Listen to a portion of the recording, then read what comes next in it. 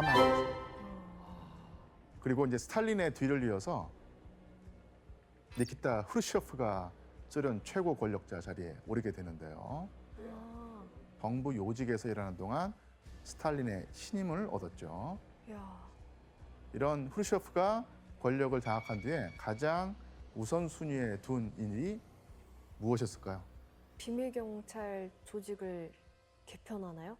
맞습니다. 바로 후르시초프는 스탈린의 사냥개 역할을 했던 엔카베드를 해체해버립니다. 아, 아예 해체했구나. 그리고 1954년에 자기에게 충성할 비밀 경찰 조직을 또 새롭게 개편하죠. 새로운 사냥개들을 키우는 거죠. 예, 여러분도 한 번쯤 들어봤을 이름일 텐데 무엇이었을까요? 맥주? 이제 나오는구나. 예, 맞습니다. 바로 KGB입니다. 아. 크레물린의 검은 손이라는 별칭으로 불리기도 했죠. 드디어 나오네요, KGB.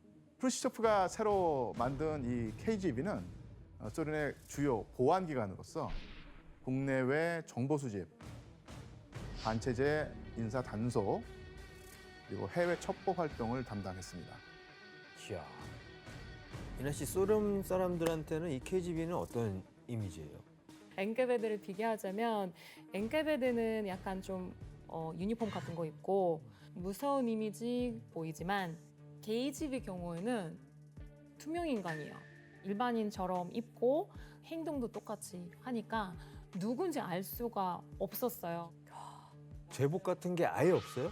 그렇죠. 아예? 사복 경찰이네요. 없어요. 네, 유니폼 같은 것도 없고 그게 진짜 무섭다. 사람들끼리 서로 못 믿겠네 이렇게 되면. 그러니까요. KGB끼리는 알아요? KGB라는 사인 같은 거 있지 않을까요? 있지 않았을까? 야, 우리 가족은 건들지 마. 나 KGB야. 이런 식으로. 우리 가족은 밀고 하지 마. 뭐 이런. KGB는 가족들한테는 말하지 않는 게 원칙이었습니다. 어떻게 새 나갈지 모르니까. KGB가 창설된 직후에 소련이 주도하는 사회주의 진영과 미국이 주도하는 자본주의 진영의 대립은 더더욱 첨예하게 이제 진행이 되는데요. 특히 미국과 소련의 갈등으로 전 세계는 제3차 세계대전이 터질지도 모른다는 긴장감이 감돌고 있었죠. 이런 상황에서 KGB의 가장 중요한 임무는 무엇이었을까요? 감시. 첩보. 예, 첩보. 어느 나라를 미국. 예, 맞습니다. 미국을 바로 견제하는 것이었는데요. 이에 따라서 미국도 역시 소련의 정보를 캐내기 위해서 최고의 첩보 조직을 내세우는데 바로 미국의 중앙정보국 CIA입니다. 그렇다면 냉전 시기에 KGB와 CIA의 치열한 첩보전에서 누가 먼저 우위를 점령하게 될까요? 진짜 세기의 대결이다. 예, 냉전 시기에 KGB와 CIA는 서로의 국방력을 탐색하기 위한 공작에 가장 열을 올렸습니다. 그런데 이런 분위기 속에서 냉전의 판도를 뒤흔드는 사건이 하나 발생하게 되는데요. 이 사건의 시작에는 올리에크 펜콥스키라고 하는 인물이 있습니다. 소련의 고위 군사 간부였죠. 그런데 KGB가 펜콥스키의 아버지가 러시아 내전 때 반혁명 세력에 속했다는 사실을 알게 된 것이죠. 그래서 이 펜콥스키는 KGB 때문에 승진에 실패하고 소련에 대한 충성심까지 의심받게 되는데요. 이 일로 말미암아서 앙심을 품은 펜콥스키는 소련의 환멸을 느꼈고요. CIA에 소련의 기밀을 넘기기 시작합니다. 예, 펜콥스키는 해외에서 활동 중인 KGB 요원들의 신원부터 탄도미사일 설계도, 미사일 배치, 현황, 핵연료 보관소 등 소련의 1급 군사 기밀들을 모조리 CIA에 제공했어요. 그리고 CIA가 군사 기밀을 빼돌리던 1962년에 CIA에서 접수한 정보가 세계사를 크게 뒤흔드는 그런 사건이 일어납니다. 소련의 KGB와 미국의 CIA 사이에서 자존심을 걸고 첫 번째 대결을 펼친 이 사건은 바로 쿠바 미사일 사태였습니다. 자, 이건 소련이 비밀리에 쿠바에 건설하고 있던 그 미사일 기지의 모습인데요. 이 미사일 기지에는 핵탄두 장착이 가능한 미사일의 발사대까지 있었습니다. 그런데 이 상황을 미국의 정찰기가 포착하게 되는데요. 미국의 반응이 어땠을까요? 완전 경악하죠. 이거 바로 미국 바로 밑에다가 핵전쟁 일어날 수 있다는 거잖아요. 예, 맞습니다. 당시 미국이 느꼈을 위협은 지도를 보면 쉽게 이해할 수 있는데요. 한번 지도를 볼까요? 지도를 보면 쿠바에 있는 소련의 미사일 기지가 미국 영토와 얼마나 가까웠는지 느껴지죠. 플로리다 진짜 가까워. 예, 쿠바와 미국과의 거리가 약 150km였기 때문에 와. 핵탄두를 발사하면 단 8분 만에 워싱턴을 공격할 수 있을 정도로 딱 붙어 있는 것이죠. 8분 만에. 의도가 너무 이상하잖아요. 쿠바에다 미사일 기지를 왜 줘? 미국을 견제하는. 그러니까요. 너무 보이잖아요. 예. 저기서 미사일 쏘면 끝이죠, 정말. 그냥 그렇죠. 저거는 그냥 미국을 위한 기지잖아요. 그치, 미국을 겨냥한 거죠, 완전. 바로 도발 아닌가 그냥? 도발이죠. 그래서 미국은 소련이 쿠바 미사일 기지 건설을 강행한다면 아예 쿠바를 침공할 각오까지 한 상황이었어요. 야. 그래야지 뭐 어떻게 저거? 예, 그래서 미국 정부는 쿠바를 봉쇄하고 대규모의 군 병력을 소집하기까지 합니다. 예, 심지어는 핵탄두 미사일 탑재를 해놓고 비상대기 명령을 내리기도 했죠. 진짜 핵전쟁 일보 직전이야. 당시 분위기를 느낄 수 있는 사진을 한번 보겠습니다. 자, 이 사진은 어떤 상황으로 보이나요? 아니 배하고 같이 나란히 가고 있는 거야? 아니면 저 비행기를 실은 배는 비행기가 아닌 배에 것 같아요. 꽂혀 있는 거예요, 뭐. 저 배가 폭격기가 가득 담긴 상자를 싣고 쿠바 해상을 지나가는 소련 화물선입니다. 그리고 그 위에 바짝 붙어서 정찰 비행을 하는 것은 바로 미국 공군의 전투기인데요. 아 서로 다른 아 야, 그냥 바로 저게 공격할 수 정찰이에요? 있네. 저게 정찰이에요? 대놓고 저렇게 하는 게 정찰이라고? 아 해봐 이건데 뭐해? 맞아. 이거잖아. 니네 뭐해? 이건데? 예, 소련의 공격 무기가 쿠바에 전달되지 않도록 미국 공군이 견제하는 상황이었죠. 와. 이렇게 미국과 소련이 당장 전쟁을 시작해도 이상하지 않을 상황에서 스파이였던 펜콥스키를 통해서 중요한 정보를 입수하게 됩니다. 뭐죠? 바로 쿠바 미사일 기지의 실상이었습니다. 아. CIA가 이전까지 소련에서 개발한 미사일들이 설계한 만큼의 사정거리까지 도달하는데 성공한 적이 없다는 사실을 알게 된 것이죠. 아. 그리고 쿠바 미사일 기지에서 그 연료 공급이 원활하지 않아서 이 운용에 큰 어려움을 겪고 있다는 정보도 얻어냈습니다. 그럼 생각보다 위협적이지 않다는 거네요. 실제로는 기술력이 많이 딸렸다. 예. 펜콥스키의 정보를 바탕으로 해서 케네디는 소련과 협상을 택합니다. 아. 소련의 후르쇼프가 미국이 그 튀르키예에 배치해둔 중거리 미사일을 철수하면 소련도 쿠바에서 미사일 기지를 철수하겠다고 제안을 했던 것이고 받아들인 것이죠. 와. 이때 CIA가 소련의 그 미사일 전력 실상을 확보하지 못했다면 오히려 미국은 소련을 견제해서 치명적인 핵전쟁을 시작했을 수 있습니다. 와. 근데 저런 펜콥스키 같은 스파이가 아니었으면 진짜 제3차 세계대전이 일어날 수도 있었겠네요. 예, 맞습니다. 다행히 핵전쟁의 위기는 피했지만 이 쿠바 미사일 위기로 소련과 미국 간의 갈등이 어느 때보다도 더 첨예하게 팽팽해집니다. 그러던 중 CIA에게 굴욕을 당했던 이 KGB한테 희망을 주는 스파이가 등장을 했어요. 뭐지? 바로 미국의 올드리치 에임스라고 하는 인물인데요. 이 사람 또 미국인이에요? 예, 맞습니다. 저 사람은 또 이제 소련 편이라는 거야? 네. 그렇지 그런 것 않았을까요? 같은데요? 흐름상으로. CIA에서 20년 넘게 일하면서 성실함을 인정받았던 올드리치 에임스는 이 기밀 문서를 다루는 엄중한 직책을 맡고 있었습니다. 그래서 소련과 관련된 공작에 관한 기록에 접근할 수 있었죠. 아. 그럼 여기서 문제를 내겠습니다. 올드리치 에임스는 갑자기 CIA의 기밀 문서들을 KGB에게 파는 스파이가 되기로 결심하는데요. 그 이유가 무엇이었을까요? 20년 동안 CIA에 있었다고 하셨죠? 예, 맞습니다. 아, 정답. 규현 씨, 자기 이름에 걸맞는 사람이 되고 싶었던 거예요. 부자가 되고 싶었어요. 리치, 올드 리치. 올드리치. 뉴리치가 되고 싶었던 거예요. 그렇죠. 그래서 소련 KGB에 예. 돈을 많이 받고 팝니다. 플렉스를 위해서. 예. 오답입니다, 규현 씨. 정답. 혜성 씨. 어느 날 KGB 요원과 사랑에 빠진 거예요. 그 할머니 연인을 스파이랑 위해. 내가 사랑하는 연인을 위해 정말 너무 많이 갑자기 조직을 바꿔버렸어요. 예. 혜성 씨 일단 오답 처리하겠습니다. 오답입니다. 일단 오답? 예. 이 비슷해요? 힌트가 있는데요. 혜성 씨가 방향은 잘못 잡았지만 이 개인사였습니다. 무슨 개인사? 소리야? 인사 너무 광범위하지 않나요? 개인사. 개인사. 드라마. 막장 드라마. 정답. 혜성 씨. 정답. 불륜을 하게 돼서 예. 돈이 이혼 위자료가 필요했어요. 이혼 위자료. 정답입니다. 아, 이게 맞아요? 이혼 위자료예요? 예. 에임스는 불륜을 저지른 다음에 새 연인과 결혼하려고 했었는데요. 그러려면 그전 부인에게 우리나라 돈으로 약 3,500만 원의 위자료를 지급해야 했어요. 우리나라 돈 3,500만 원이 없어서 나라를 팔았다고요? 이게 진짜 맞아? 말도 안 돼.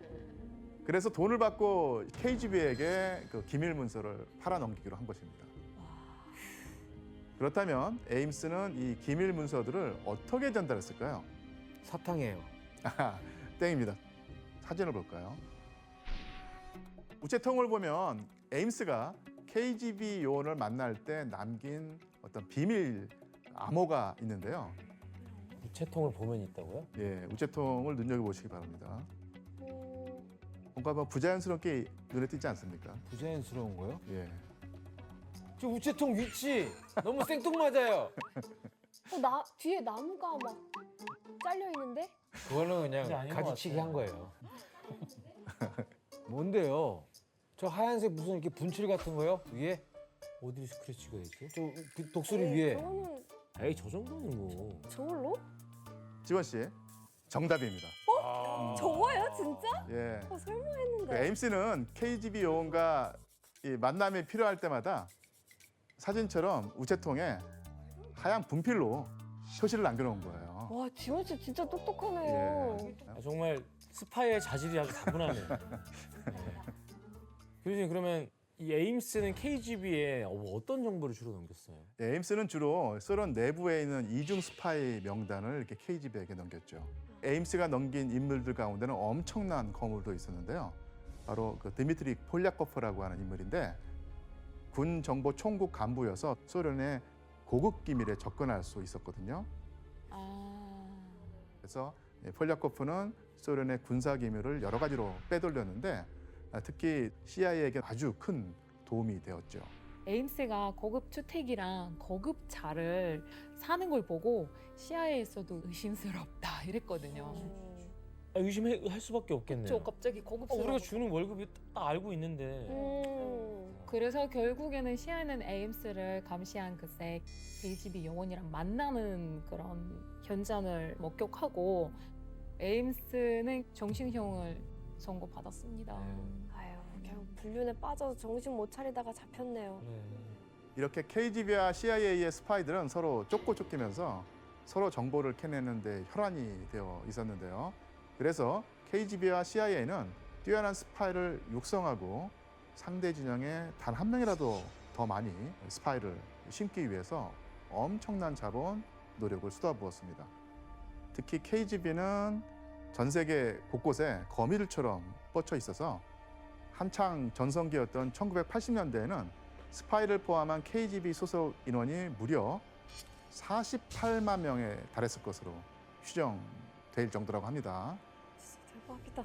그럼 교수님 그 KGB가 막 영화에서는 막 희귀한 막 무기들도 갖고 다니잖아요. 그렇죠. 그 실제로도 그 스파이들이 그런 무기들을 쓰나요? 예, KGB 스파이들이 CIA 스파이들보다 더 뛰어났던 분야가 바로 독특한 무기를 사용해서 은밀히 암살 작전을 펼치는 그런 부분이었어요. 어쌔신이네. 예, KGB 스파이들이 사용했던 암살 기구들은 몇 가지 지금 전해지고 있습니다. 한번 볼까요? 무시무시하겠는데.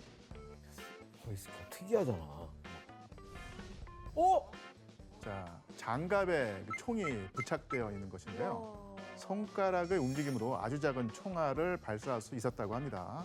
손에서 총이 나가는 거네. 야, 저거 자, 이건 펜처럼 생긴 총인데 펜쪽 대신에 총알이 발사되는 것이었어요.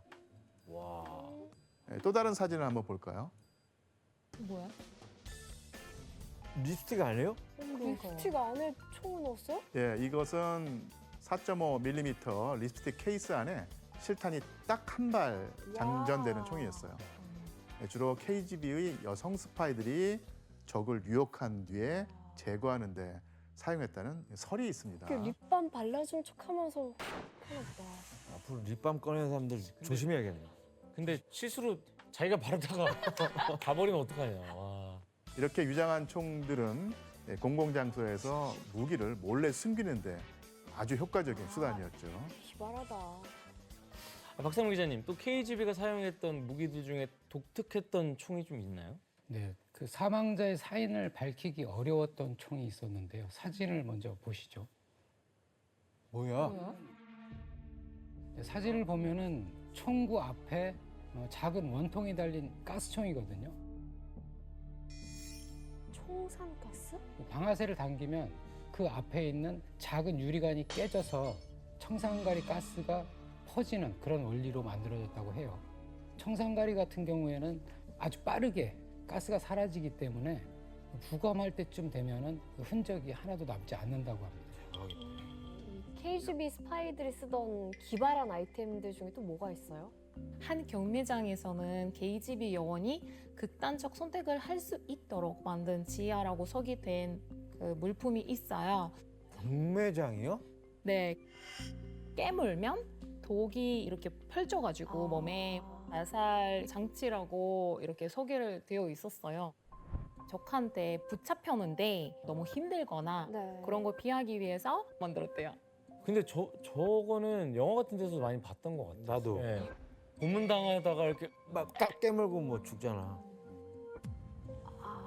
그런데 KGB가 CIA와 치열한 대결을 펼치던 냉전이 끝나갈 무렵에 KGB의 치명적 위기는 정작 CIA가 아닌 다른 곳에서 찾아옵니다. 어떤 사건이었을까요? KGB의 위기요? 그리고 그 중심에는 KGB의 수장이었던 블라디미르 크루치코프를 필두로 한 다수의 KGB 요원들이 있었는데요. KGB는 당시 대통령이었던 이게 고르바초프를 크림반도에 있던 별장에 감금하고 모스크바에 비상사태를 선포했습니다. 세 명이서.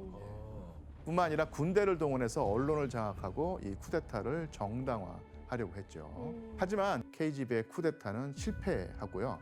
KGB 주요 인사들은 반역 세력으로 몰려서 오히려 체포당하는 신세가 됩니다. 결국 KGB가 일으킨 섣부른 쿠데타는 시민들의 반발을 불러일으켰고요. 쿠데타가 실패한 뒤에 소련 체제의 기반이 흔들리면서 결국 소련이 붕괴되었습니다. 이후에 소련이 무너진 여파는 고스란히 KGB에게도 영향을 줄 수밖에 없었는데요. KGB 어떻게 되나요? 낙동강 우려야 되는 거 아니야? 와, 이제 역사 속으로 사라지는구나. 예. 결국 해체네. 러시아 혁명 이후에 소련의 역사와 발자취를 함께하면서 세계사를 뒤흔들었던 소련의 비밀 경찰이 결국 소련의 몰락 과정과 함께 무너지게 된 셈입니다. 계속 반복돼 왔잖아요. 예. 그 전에도 그렇고. 이후에 KGB는 FSB라고 하는 러시아 연방 보안국으로 개편이 되었는데요. 이 FSB는 구성이 약 35만 명으로 알려진 대규모 조직이었고요. 크다. 오늘날까지도 세계 곳곳에서 러시아의 안보와 관련된 정보를 수집하거나 비밀 공작을 펼치는 등 다양한 활동을 하고 있습니다. 파리올림픽을 위협한다는 혐의로 FSB와 연루된 러시아 셰프가 체포됐습니다. 와. 대박이다. 어쨌든 이름만 바뀌어서 계속 그 이름만 유지되고 계속 있는 것 바뀌어. 같은데? 그 후손들이 계속 뭔가 이어나가고 있는 느낌인데? 예. 오늘은 소련이 수립되고 제2차 세계대전과 냉전을 거치면서 소련의 붕괴까지 소련의 역사가 격동하는 동안에 비밀 경찰이 어떤 일을 했는지 살펴보았습니다.